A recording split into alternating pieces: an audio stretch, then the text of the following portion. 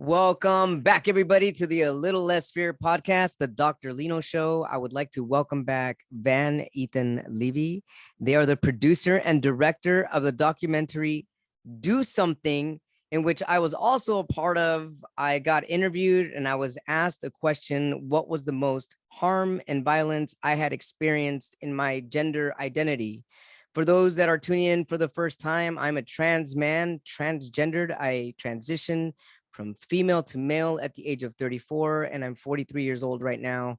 And for a lot of people that are not aware, we experience a lot of violence, a lot of discrimination, a lot of inner stuff that we have to go through and navigate through every day just to be our authentic selves.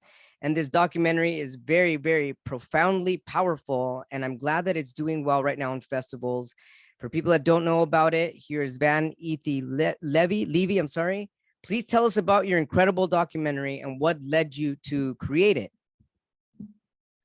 Hey, Lena, thank you so much for having me here today. So yeah, I'm a trans and non-binary person, and I firsthand have experienced so much transphobic violence, including being forced into conversion camps from ages, I think, 12 to 17 to essentially be treated as if being trans and non-binary is part of those symptoms of mental health when they're actually not. And just existing in this world as my identity, working in the mental health field as a dually licensed therapist, mental health provider, I continue to see the same transphobic engagements. And so I wanted the world to better understand what our realities are. So I asked, like you said, 8 different people, 2 questions. What is the most harm that you experience due to the identity you hold?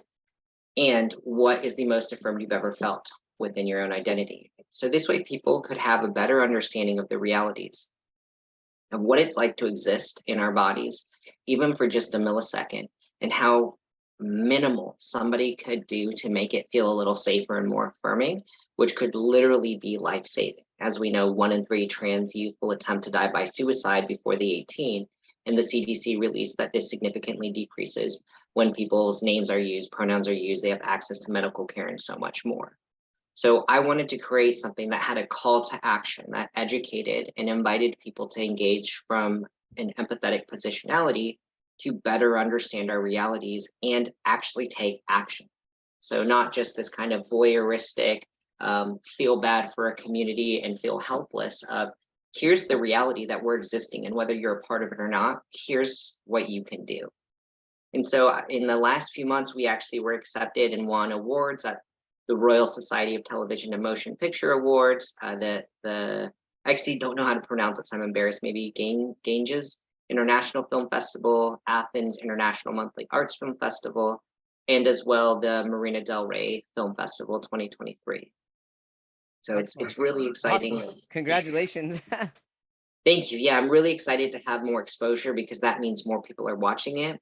And I continue to receive feedback from folks of, wow, I didn't even know that was happening, or even from our own community, as painful and traumatic as it is to watch and experience, just knowing that other people are also experiencing it, as well as just some of the things that maybe you and I might consider to be pretty basic of use people's pronouns, use people's names that they share with you, don't misgender people.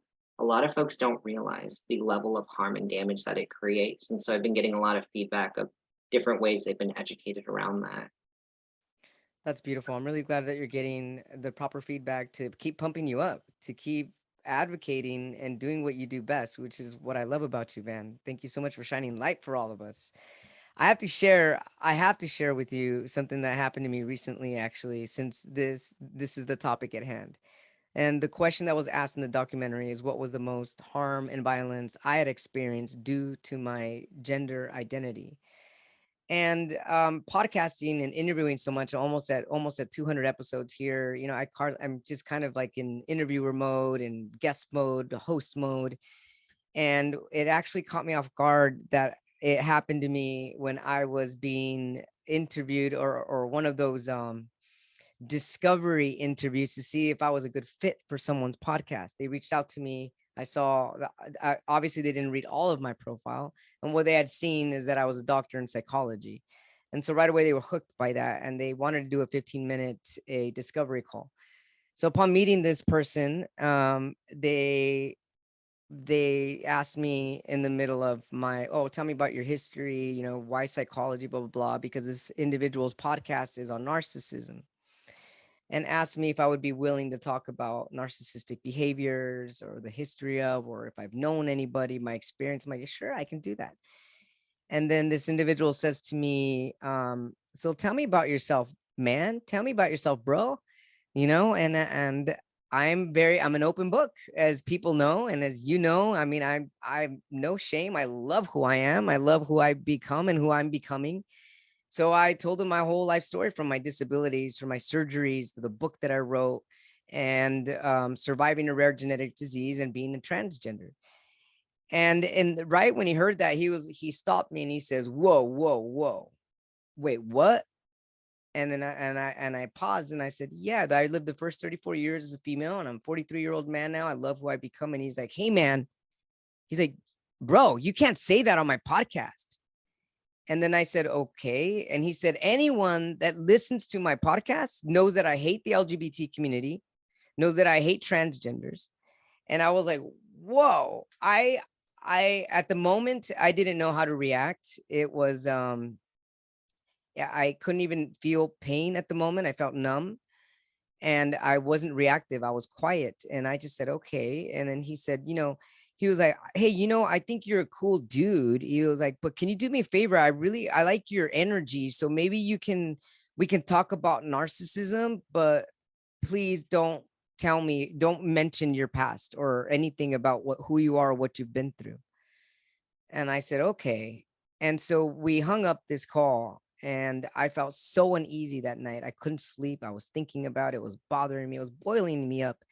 And I said, why couldn't I stick up for myself at the moment? Why couldn't I say, "Hey, man, you know what? That's wrong." Or that's don't, in other words, let's just stop it now. Why are we even talking? We're not a match. Gotta go.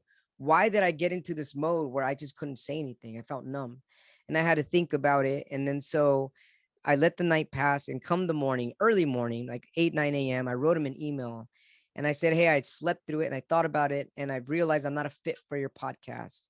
Thank you for your time." And he emails me and he said, "Hey, I'm sorry to hear. I thought we were a good match. Can you tell me what did I say something wrong?" He said. And so I felt at the moment, now is my time to be truthful. And then I said to him, "You know what? I honestly, if this is who I am, and people can easily Google me. I'm all over Google. I mean, if you've got fans and you've got over 5 years of your podcast, you're gonna look me up. I'm not in alignment with what you are advocating." And then I said, "Thanks for your time." And I let it go. And I felt so good telling him finally at the end. And I wished him love. I said, "I wish you and your family the light of love." I wished him off. I sent him some prayers. But at the very end, I asked myself, and maybe you can help me out, Van, here, especially uh since you have experience with this. Why did I feel like a deer in headlights when you said this to me? Why didn't I have the words at the moment to say to this guy, "Hey, man, that's not cool. You're talking to me. We're both human beings. Like, what? I got to go now. We're not compatible. Wash my hands clean. Let's go." So yeah, thanks for listening. But that was my experience recently. Yeah, thank you for sharing. That's really harmful and it's really awful. And right, like I can't speak to why it landed and what happened for you, but I can share what my guess is, right? So you're engaging with somebody who has invited you to be on their podcast, Right. and they engage in a transphobic macroaggression. Right? It caught you off guard. This person attacked your identity, right? So it's not just I hate cheese and you love cheese and I think that's problematic. This is an actual personal attack on your identity that isn't necessarily as clear because there's that gaslighting of I like you could share about everything except for this part of you. But that part of you is you. It's all you. And this person's only creating space for their transphobic rhetoric and engagement, and you got to set boundaries, right? So this person Right. is outwardly knowingly transphobic and harmful. And what's scary is that a lot of the time we're not even aware of our own internalized transphobia. So it kind of catches us off guard and we freeze and wonder, am I the one doing something wrong? What have I done that's wrong? Because we've learned that if we don't see it, learn about it, exposed to it, and much more, then it's not normal. It's what's wrong. It's what's bad. So part of you could have had like these internal battles of, am I supposed to be here? What did I do wrong? Shocked, like someone's literally attacking me because of I who I was am, shocked. I not was even shocked. understanding the like level of like transphobia that he was experiencing while it's interacting like with our internalized transphobia. Mhm. And so that's my guess. And then you got to set boundaries, right? Which can feel really good. And you got to align with your values and morals of wishing that person well, because that's what you feel is the right thing to do. It doesn't mean it's what other people need to or should be doing. Mhm. It's you took who you are, who you want to be, and what is okay for you, and kind of line. That's my guess. I'm not saying you actually did that, but based on what I've heard you sharing, and then obviously knowing a bit more about you, that would be my guess. Thank you. I appreciate that. I really appreciate you listening too. And just going back to your documentary with that question, it just all of a sudden brought it all back up because it had been a long time before since I had experienced anything so in my face about, I mean, who I've lovingly become. So tell us more about Do Something. Tell us about what your initial goal was with this documentary versus where it's going now. So there was a bigger goal, and the unfortunately capitalism is what's preventing me from being able to hit it, which I wanted to create a docu series where all titles are do something, and then afterwards is about identities that nobody truly understands the realities, right? So this is trans and non-binary. Maybe there's um, uh, existing in the world with disabilities and so many more identities run and done by the people who hold those identities. So the bigger picture doesn't mean it's done forever, but that is the bigger picture with this. Right now, focusing on the trans and non-binary identities documentary, it's about creating awareness of our realities, creating connection and community with people who are experiencing it, and validating that these are real and helping us to stop gaslighting, and really inviting allies to truly show up in a way that we are leading what is being asked. So many allies learn how to be an ally from other cisgender people or other binary trans people when there's more to us than binary trans people. Most of the rhetoric that we regurgitate was given to us by cisgendered medical model folks, right? The term transition. We're not going from one gender to another. We've always been who we are. It's the world that didn't see us for who we are, and we didn't have language. The world doesn't see us for who we are because it's so deeply rooted in transphobia that a penis is for a man, a vagina is for a woman, pink is for girls, football's for boys. None of those are real things. Right. And so I'm hoping that this can start the real conversation of shifting those realities when people understand the level of violence that we experience every single day, and not just physical and sexual, emotional, identity attacks, and so much more. And so that's kind of where we're at now. And being in more film festivals is exciting because it's getting more exposure to these realities and understandings. What I really hope is everybody sees it. I want everybody to be aware Yeah. and start to really think beyond what they've learned from one friend or a cisgendered LGBT PIA person, um, to really better understand how to help us. Absolutely beautifully said. Thank you. Yeah, I remember when we were doing this documentary, it was challenging for me to really discuss or talk about some of the things I've gone through because of having to protect myself or because of living in fear. And so it does take a lot of courage to go out there and to speak up and to say, hey, we need support, we need allies, we need people to have our back and for people to see us as people. Like we've got love in our heart just like everyone else does. And it just seems like so many people that are in their own world, in their own pain, and they can't see past their own filters. They kind of go into this like robot mode of being rather than learning and growing and becoming and just understanding and appreciating differences and welcoming us. Yeah, absolutely, absolutely. And there's so much that folks can be doing that isn't even talked about in this documentary. If you see that there's restrooms that maybe the person you're with might not feel comfortable, don't ask, can I go to the restroom? Just go. If the person says I have to go to the restroom, say, oh, me too. Right? Have a buddy system without having to put the pressure on the trans and non-binary person to have to ask, or someone says, do you want me to go to the restroom with you? I'm going to feel guilty. Like, oh, you're now having to leave the table when maybe you didn't want to. But if I say I have to use the restroom and you say I do too, I'm going to feel like, oh, cool, we both have to go and I don't have to do this alone. Right. Even going to doctors, we're constantly gaslit, and having just another person to hear that information and make sure that we're not experiencing sexual abuse, verbal abuse, Right. and Right. we're getting the most accurate care that focuses on what we need, not the doctor now just thinking, oh, it's just your hormones, when it could be a heart attack or something else going on that has nothing related to what people equate to trans issues. Do you see a part 2 to this documentary? One day in the future.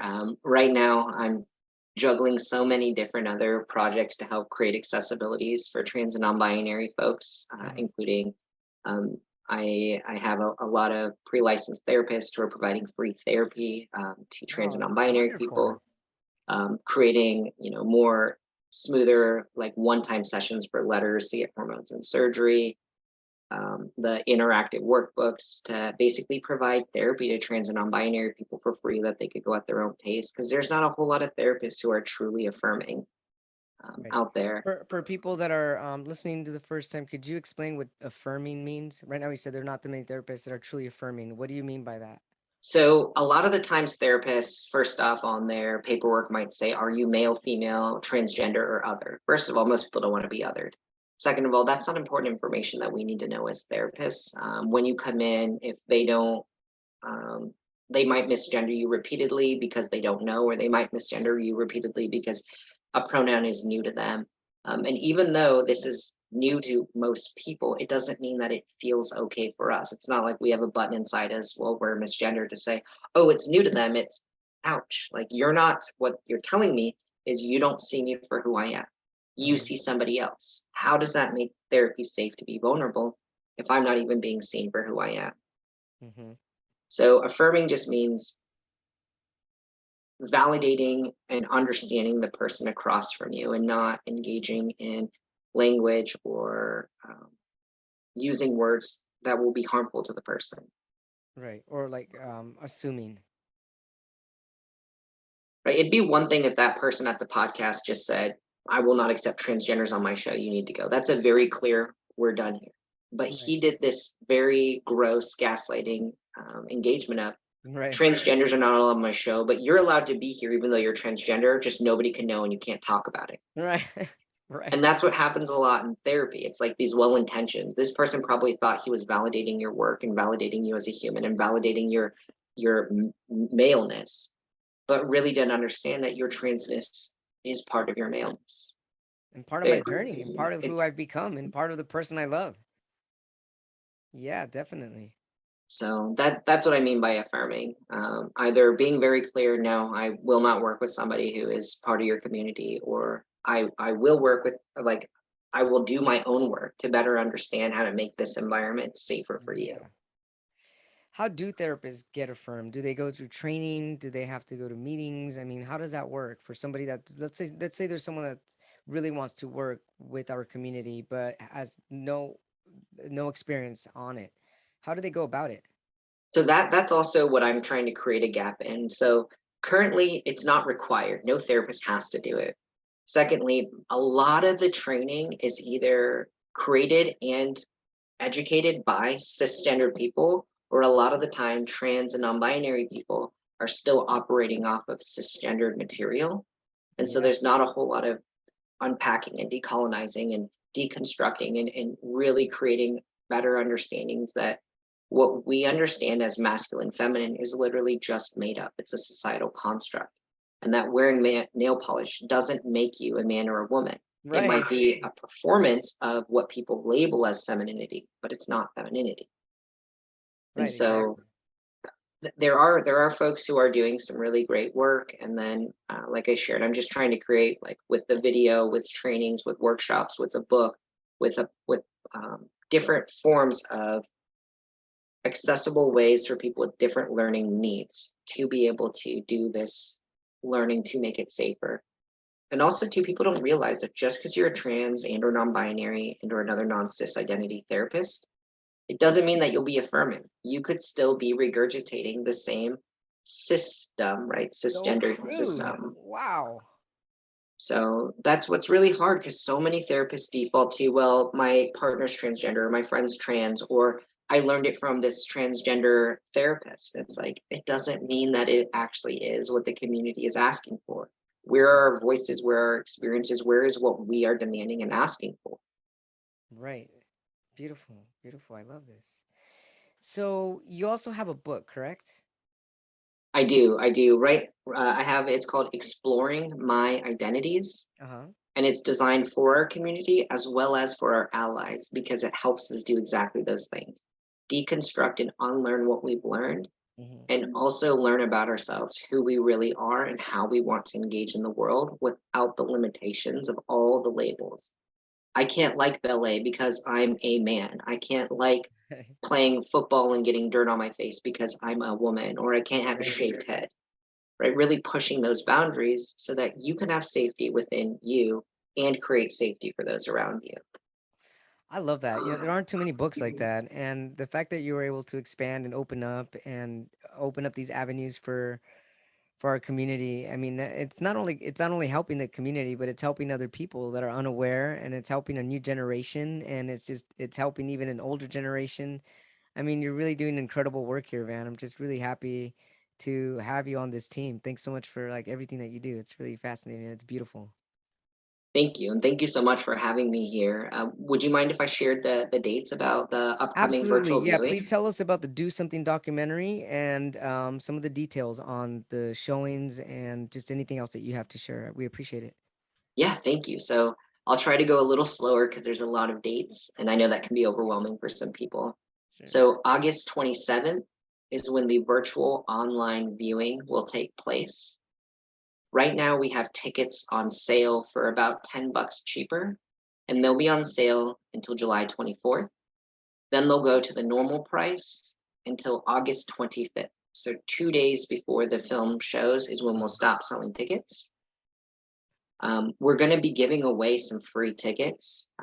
The giveaway starts August 7th, and the winner will be announced August 13th. And people just need to follow on Instagram or Facebook. So Instagram would be Skater Van, which is S like Sam, K like Kilo, T like Thomas, R like Robert, V like Victor, A like Alpha, N like Nancy. Or on Facebook, it's Trans Advocating Therapist and Educator. And starting the 7th, we'll start promoting that free ticket giveaway. And oh, where to reach out if you're looking for tickets. So you'll want to email, Yes.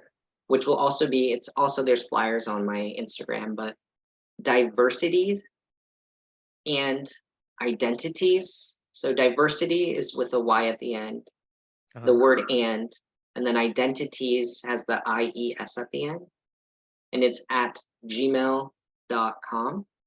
So just email there for more information, or if you want to purchase tickets. And I know Janice will respond pretty quickly. Awesome. Van Ethan Levy, the producer and director of the documentary Do Something That's Catching People's Attention. Thanks to your incredible hard work and your dedication. If you have any questions about where and how to get tickets for viewing of the show, the documentary, you can email DiversityAndIdentities at gmail.com. Van, thank you so much for sharing all of your support, your love, your allyship, and I love them. Thank you. I love you too. And thank you so much for having me here today. Absolutely. It's a pleasure and an honor. Take care now. Bye.